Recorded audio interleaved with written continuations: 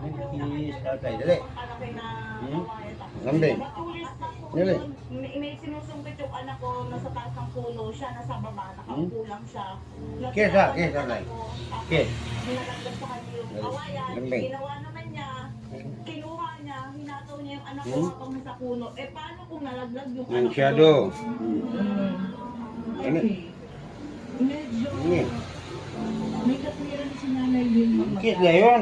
Kiss ni tatay. Ano naman yung pamamaraan ng pagdisiplina. Ang laki mo ng sugat ni Nanay Okay. Wilma, nakita ko ha. So, One hour, doon mga ko yung one. pinanggagalingan na ito.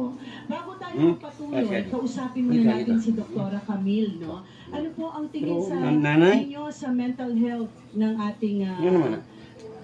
Nanay Wilma na bisita natin ngayon? Thank you, Mama Carl. Alam mo, kung minsan may mga pagkakataon